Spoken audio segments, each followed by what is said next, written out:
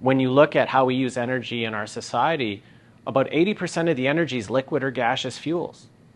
We need hydrogen to decarbonize that whole section of the energy pie. Changing for climate. Like renewable energy and energy efficiency, hydrogen has a place in energy transition and economic development.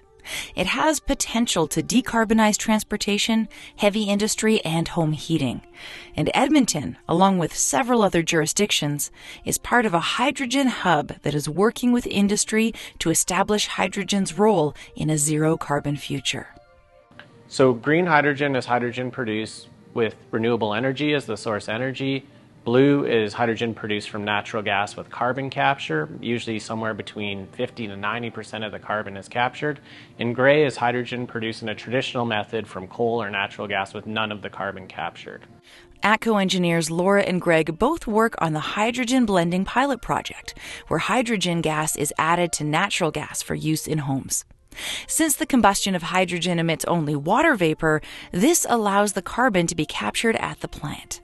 So essentially right now the way the natural gas stream is set up is that there isn't any carbon capture technology. So customers emit that at their burner tip. If we want to capture that carbon dioxide, you need to introduce something to every single customer.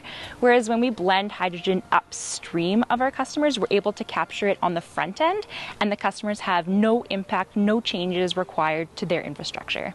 So this year we actually completed 3 demonstrations where we blended hydrogen-blended natural gas into 3 homes here in Edmonton. Currently, Sean's house is running off of a 5% hydrogen blend. ATCO has tested hydrogen and natural gas blends of 5 to 20% in homes, and even higher in a variety of appliances in their lab. Testing is designed to ensure the blended gas is safe to deliver to homes in the natural gas distribution system and safe for use in home appliances. So this is a stovetop running off of 100% natural gas, and right now it's running off of a 20% hydrogen blended gas, and you'll notice there's no change to the flame itself. There's no noticeable difference whatsoever. With $2.8 million in financial support from the Government of Alberta through Emissions Reduction Alberta, all of this testing is leading up to a neighborhood-scale pilot project. Our Fort Saskatchewan Hydrogen Blending Project is a project where we will be producing our own hydrogen on-site. So we'll be having an electrolyzer on-site to produce that hydrogen supply for our customers, as well as a blending skid on-site as well to provide that blended gas. Starting in Q3 of this year, 2,100 customers will be receiving a 5% hydrogen blend. And then in 2023, we will be blending 20% hydrogen to about 500 customers in Fort Saskatchewan.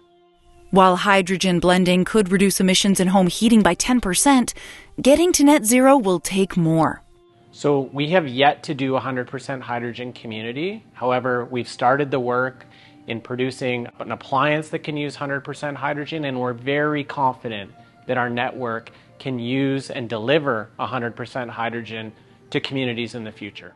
When you look around Canada, there's the electrification solution, like a ground source or air source heat pump. You have geothermal, and then hydrogen or other renewable gases. Those are the options most homeowners have. I think both solutions have great pros and a few cons. Ultimately, if you're that developer, it's going to come down to cost and the carbon emissions. Those are the 2 things you're trying to balance.